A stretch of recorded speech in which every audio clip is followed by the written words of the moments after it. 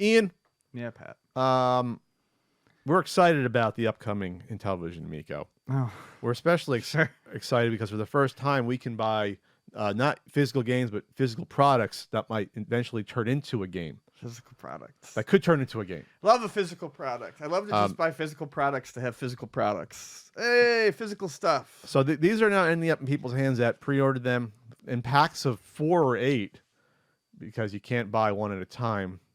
Tommy Talrico, CEO, a lovely individual, did an unboxing video. CEO. Did an unboxing video, which was funny because, like, you know, you're the CEO, and he's just tossing the games around like they're garbage into the box. And then pointed out, I'm not going to belabor every single. I'd be shocked if there wasn't an error or issue with these games. He showed that on the biplanes game, it wasn't bolded and said that it was a variant. it's a variant, a limited variant. He admits that it got through like 6 or 7 people's. You know, I guess you know you're looking over, you're going to troubleshoot anything, you're going to do some copy editing, and it got past everyone. That's not a problem, but it's a symptom of the larger disease that is inside Intellivision entertainment. Yes, everything is half-assed. Everything is half-assed. There's errors everywhere, and this is just part of it. So I'm not going to dwell on that. I want to go to someone who was actually excited. Do you see this YouTube video? This is from user. Let's see what user this is. From user Genovi, Jenovi. Not worth the $165.74. Intellivision Amico physical box impressions. Video will be delisted soon. I'm not sure why they delist them.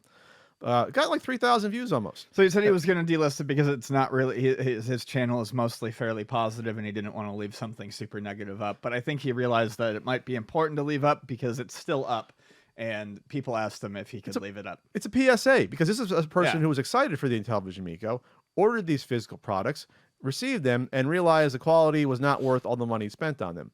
So some of the complaints were, obviously they're small, they're like Vita size, these boxes, but they're digipacks, which are like the DVDs I've done, which means you can't close them. I think digipacks, honestly, depending on what you're selling in them, can look kind of nice, but you can get magnets in there. They make magnet sealed digipacks. They make digipacks that can close. Well, that's great, but television why didn't you do wouldn't? that. Yeah, why you wouldn't? I don't know. Maybe when I did my DVDs 8 years ago, I don't know if that was a thing or not, but I guess time marched on.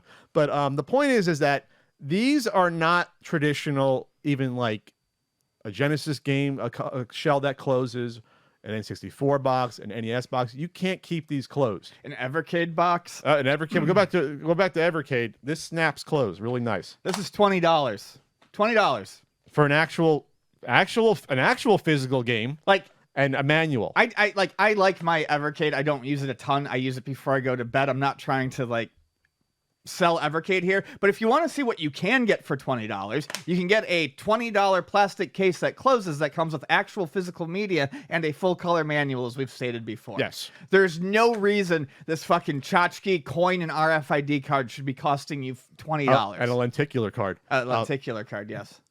This is, again, $20. This costs way more to produce than this shit you see here that some people are postulating $1 to produce because the coins cost like 10 cents in bulk. The RFID cards cost fucking 10 cents, 20 cents. He's hosing you because you're gullible and they need money. Yes, which we were correct on, that they were going to sell these before the console comes out, which again is another first. And speaking of shadiness, this person doesn't mention it, I don't believe, in their video, but they mention it in the comments section. The thing that they're most disappointed about is this person pre-ordered the Amico. They said, Genovi or whatever, they said that they were looking forward to the Amico. They pre-ordered the Amico. However, they were not the type of person who was following every bit of news on the Amico. They really had no idea what was going on. It was something they put the money into. They knew that it had been delayed, but they weren't following everything. And they said they felt particularly burned because how they found out about the physical games being available, for the physical products being available for order, was from an actual Intellivision Amico email that they got. And he states that they don't actually do a very good job of explaining that it's not a physical game in there. He says he felt like he was duped. Wow. He said he felt like he was duped because they don't really go over the fact that it's an RFID card or anything in the actual email from Intellivision. You're left to kind of figure that out on its own. So he said if you got that email randomly, hadn't been paying attention. Oh, I'm going to buy these games. That's basically what he had done. Wow. He was like, okay, you know, the system's not out yet, but I'll buy the games. I'm looking forward to it. Bought the games, got them, and was, you know, he says he was actually fairly surprised to open it and find that it was just a digital card. We take for granted that it's our job to keep up with this mess. Right. There are people who are into this who probably don't pay attention to it as much as we do. And honestly, that's fine. I understand. There are things that I look forward to that I actually look forward to that I don't pay as much attention to as this. Sure.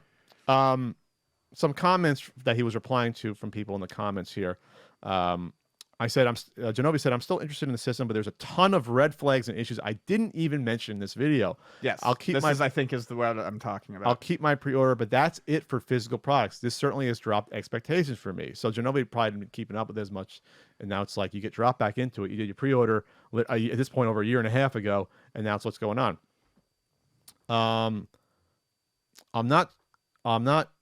I try not covering things I'm disappointed with, but I'm really disappointed here. Also, as the guy who covers really odd and obscure items that shouldn't have been made, how could I not own this? Someone asked him why he, pre-ordered it. There's a couple more I'll say. Box quality is like something you would get with a Chinese knockoff being sold for 5% the cost and quality. So I'm guessing it's probably really thin card stock too. Yeah, I think he mentioned that, and people were reporting that it's thin. Yeah, it's thin. This is actually a funny comment from Mike Crow. Well, in their defense, they probably never thought anyone would actually open one up and play it. Well, you can't play it right now. We'll get into in a second what's actually on the RFID card. And then finally, Genovi said, the last thing I'll say that he said, all I can do is not purchase any additional ones going forward. The value, in quotes, is 100% absent here, and anyone who tells you different is blowing smoke. So this is why I like this person. This was a fan. This isn't like someone who gets Tommy, on their channel every other week or interview Tommy 20 times, doesn't fly out to a fucking event across the country to hang out with all. This is someone that was interested initially, hadn't kept up with it, had pre-ordered it, and now has been dropped back in totally like what is going on. This is a representation of the true market. Yes. This is the market of someone who was interested in it right originally. This is your best case scenario by and large with the public. That pre-ordered this. Someone that was you kept the information away or the person didn't seek it out. All right, spend $160 once you factor in tax and shipping, $165.74, and now we're going to give you something and you're going to be super disappointed. But guess what? We got your money. Ha ha ha. Who knows if these will ever be ever become the download for a game in the future. It doesn't matter. This is the response that I wanted to find. This was actually in response to Retro Advisory Board. And he says, yeah, I have some major issues with how these were marketed in the email I received. Poor quality, lousy design, no physical game, though that wasn't disclosed, and in no way something worthy of collecting. It's beyond disappointing. A $10 package that contains a hotel door entry card with a download code for a $10 game is insane. There's a ton they could have done differently to make these feel special, but these don't feel special, and I certainly won't be in the minority here. That's Genovi. But the main thing I wanted to point out is, and I know he goes into more detail later, but he does mention a couple of times how deceived he felt by the ad from Intellivision. And I feel like that's how it's going to be for a lot of people. All the people who are in the Yes Club with Tommy, they're not going to feel disappointed. They're going to hand wave this stuff. But when it actually gets out to the public, the people who might actually truly be interested in it, like you said, but don't have the insider's info. The insider info, yes. Yeah, I mean, they're going out of their way to make to obfuscate that this is not actually a physical game. Yeah. So this leads us into, all right, Genovi, you just spent $165.74 on RFID cards and cheap coins. What's actually on, Ian, the RFID cards? Well, we have some intrepid folks out there who got their RFID scanners out and are telling us what's on there. Did you see on the Reddit there? Yeah, they link to pretty basic websites. They go to Intellivision.com / the name of the game. Intellivision.com / RFID / for example, biplanes $I equals. So this is from user Powerclaw that's reporting this. These, from what people are saying, are unencrypted website links. Yep. that are on each of these cards, and the identifier, the I equals, is basically the game code. That's the same code that's printed on the back of each card. Right.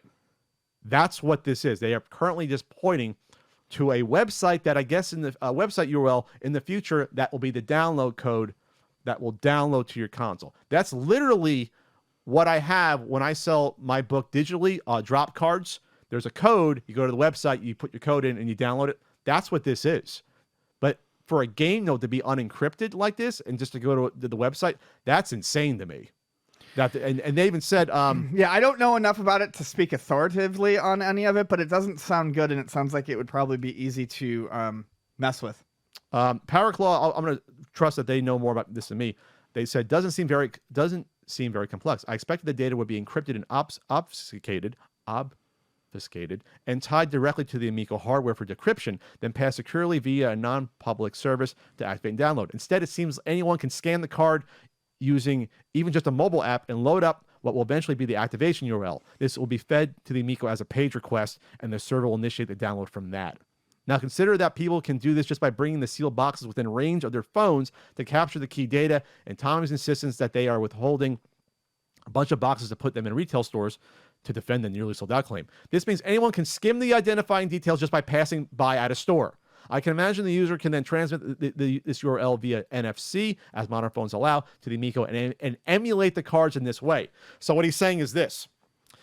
You'd hope that these IDs for all these 8 games are not sequential. If they're sequential, then all bets are off. You can have people basically just create their own clone Amico cards and just create them. But even not, what he's saying is what people can do without a script even is just go into the store, find every single one, and basically steal all the codes off the games. And then reuse them themselves or create their own cards if they wanted to and put them on eBay. Because the same way people made their own amiibo cards, to basically use instead of having the statues, people have done that, This goes against everything that, the CEO has said about, well, the retailers love our product. They're going to love the games. You think a retailer like Best Buy is going to want this shit on their stores? So insecure. Something so insecure that some people will literally, you'll be able to buy it. You can buy it, take it home, keep it in the shrink wrap, scan it, and bring it back, get your money back, and you still have the game. Or even worse, you'll have people show up, try to get it on their console, tap it, and maybe someone's already used it. And then Tommy said, well, if that happens, you can put in the code by yourself in order to unlock it. Then it transfers. You're going to have all these ownership of these games ping-ponging back and forth between different people. On top of that, it's supposed to be NFT as well. So you got to burn the fucking energy to transfer the ownership each time. And this sounds insane. This is insane. Versus just having a regular digital store. I still don't think NFT is actually going to play any part in this. You think that's just a big lie? Supposedly, I saw they got grant money because they're using NFT. That doesn't mean anything. We'll see, I guess. This console and the games partially exist because of grant money, by the way, of taxpayer funds. In Tommy's interview, this is PowerClaw continuing. In Tommy's interview with the Best Buy guy, he was asked specifically about people who may sneak in with their Amico, or apparently just their phone, and capture the data to mimic the RFID and activate a game. He seemed a little off guard by the idea, then quickly said there are things in place to mitigate that without explaining. I will bet money there's nothing in place to mitigate that from happening. There's nothing in place for that. They either didn't think about it or didn't fucking care about that. Yeah, there's absolutely nothing in place to mitigate that. PowerClaw says, I got the impression he was just saying something to make it seem more secure than it really is, and really don't know that anyone at Intellivision even realized the cards could be scanned while in the box until after they've been manufactured, or they didn't care. The lack of any apparent complexities with their chip data to me suggests that they had to go this route specifically because the back-end infrastructure is not nearly capable enough to handle anything advanced. There is no back-end infrastructure probably to handle this. This was their approach to getting physical media created with a simple embedded URL that they could then deal with at any time before launch by simply creating the website scripts to parse the ID and handle the activation. Minimal involvement of the Amico hardware itself. PowerClaw says all of this is speculation, of course. I'll trust their judgment. I'll trust the judgment of them and other people above our pay grade that have looked into this. I will at this point. Sure. Edit. And really, this same pattern and approach seems to be what Tommy was using in 2019 with the purported giveaways via RFID/NFC lenticular card scanning. I have not a clue if that competition ever really happened, let alone if any winners were announced. But he was planning to check entrants in the same way. Okay, I don't really know what he's talking about. I have vague thoughts about they had a contest way back when. So here's the point. All these people that are buying these cards, you probably will be okay with other people not spoofing the URL and getting your game. But what's not to create some intrepid hacker to try to, I don't know, go into, these are on Intellivision's website. This isn't encrypted. And basically find the database of every single one of these codes. Right. Like right now doing it. Sure. If they're on the website, if they point to the website right now, what's not to have someone maybe once the system... Well, they would have to have that done, and I highly doubt they do. But but if this gets up and running, what's going to prevent someone, I'm not saying you should go out and do this, to do like some brute force stuff to try to get all the codes and basically use them to make them invalid? Right. You get all the list of all the codes that exist, because you get a list of codes when you do this stuff. Again, my own experience is the digital stuff from my books. They print you out a bunch of codes that are, they're one person per code. If they're not encrypted though, what if someone just sets up an Amico and just says, all right, I'm going to download all those? You better have it set in your system's Amico Intellivision. Be like, you have one download per person per console. Because some intrepid person could probably waste all those codes if they decided to. Yeah. Especially the codes tied to those cards. There's so much wrong with this that it's insane to me now. It's even worse and worse than even a couple weeks ago. I called it months back. I honestly think if this does make it to market, there's definitely going to be issues of people trying to validate those games, and it's not going to work. That's what you think? It just won't be set up for it, or they'll be used or not? It's going to be fucking wrong. But not to belabor the point about Best Buy or Target or GameStop. You think they want to deal with this bullshit? With this security? No. Stuff happening? They want to deal with customers coming back pissed with their $20 games, be like, hey, this doesn't work, or lying and saying it worked, but they already got their game on the console. This is nuts. It's nuts. Remember, Ian, though, these aren't games that people have bought. No. They are physical items. Physical items. And why is that another point to bring up, Ian? You know where I'm going with this? Yeah, I remember. It's has to do with the profit sharing. Okay. Because get into this. This is a good stuff. By the way, I just want to point out that the Intellivision Amico Reactions Thanksgiving point video is sitting at 3.7K views. That is what I would say I would call landing with a wet thud. Yeah. So Republic.co, which is, that's the investment site that deals with games and consoles. So if they have the SEC filings for people that can't afford shirts but can afford to below $10,000 on Intellivision. What they have there are the SEC government filings that tell you exactly what goes into your investment. If you put in your $1,000, how do you get back that investment? Right. Here's the roadmap for what happens. Here's a roadmap. So it was revealed that they didn't get the 11 million promise, but it looks like through the filings they got Intellivision received about a $7.5 million.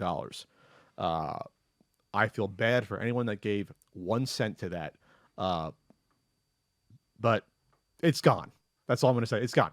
But in theory, you could make up to a 10x return on the investment, which again, you're not technically investing into Intellivision Entertainment. You're investing into you're getting a profit share. If Intellivision was sold to another company, doesn't matter. You didn't invest in the company. This wasn't like a stock. You got profit. Actual investment. It's the worst type of investment. It's also capped with a time limit, which I'll get into real quick. But it's also worse because it's capped. So you take all the risk and you get up to a 10x return, which means only 9x once you get back your original investment. You can get up to 9x, of times your original investment here. Okay, so follow along, kids, boys and girls. So when you look at the SEC filing here, I put the link down there for you, Ian.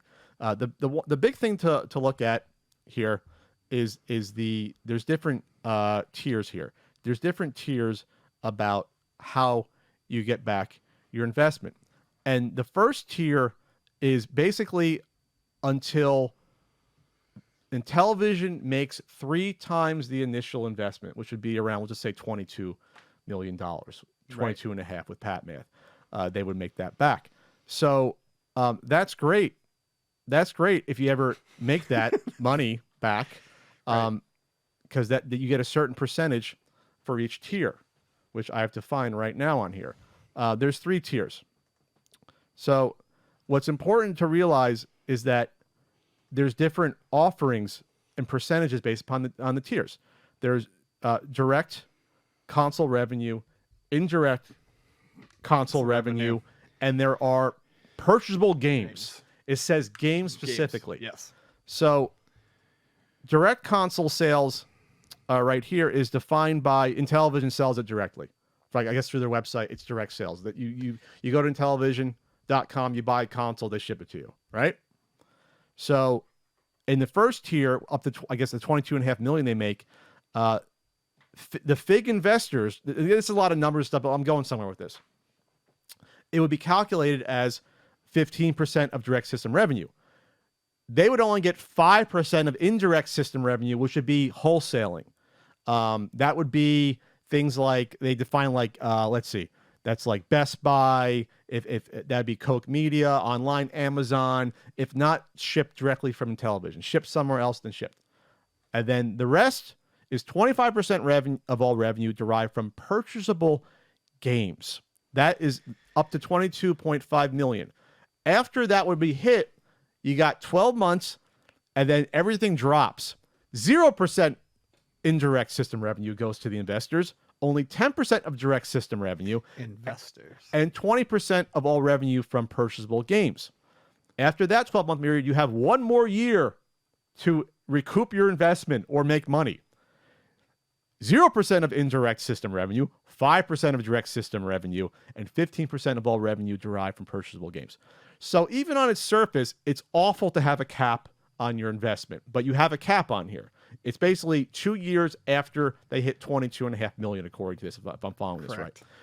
Which they ain't never going to hit 22.5 million. Well, I mean, they're not.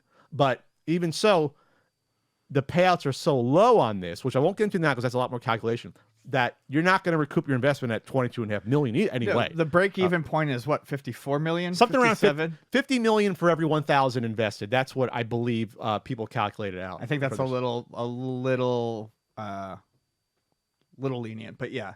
Something like that. We'll just say that. That's in theory what it is. And that's based upon, you go on FIG's website, you can see that. You can see their own little graph on there, what they calculate out. Right. There are different scenarios on this. But this is what's interesting about this. Going back to games. Going back to the games. So right now, if you invested in FIG, in theory, you would get 25% of all revenue would go towards the investment pool. You get 25% of the percentage of the sale from purchasable games. Well, let's remember that the games themselves are not actually listed as games. They are listed as physical products. Physical products, not games. They are a promise of a game when the game is finished or releases. So what's this mean? People who've invested in Amico, and if you go to places like FIG and you look, there are people who are asking, is there going to be any action on shares this year, this, that, and the next thing? Those games that are being sold aren't going to have any impact. As far as we know, if you look at how the legalese is, those games are not going to have any impact on investor shares. Well, I think it's strange that the last Republic update to investors was on September 30th, announcing the new video, I guess, which would have been from the Boomers event, and now they're going to be in Salt Lake City. There's been nothing on this investment site telling the investors about the shipping or the success or the sales so far of the physical products. Probably because they'd expect to get some money from that. Again, I'm not 100% sure, but this all tells a very strange story here. A very strange story. Yep. If you invested in this on Republic, you should start asking questions. If you're aware of these physical products, you should ask directly, hey, are we getting a percentage of this revenue on all these that have sold so far? And people estimate they've sold like 10,000 individual games, something like that. That's what I saw an estimate of.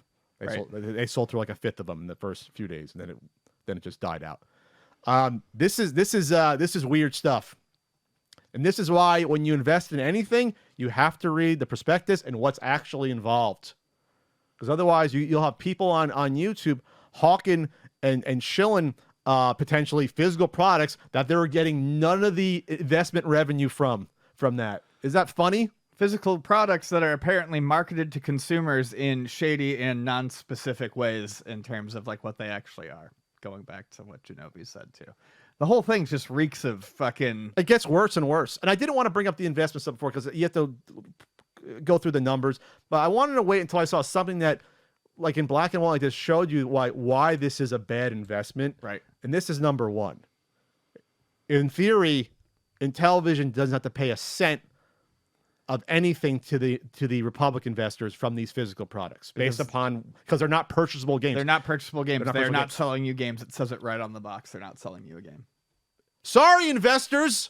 Sorry you put in $10,000. Some people put in $25,000. You can see all the different. Some people put in 5. Some people put in 50. Sorry, you get nothing. You lose. Good day, sir. And Tommy loves Willy Wonka. We know that. Does he? Oh yeah.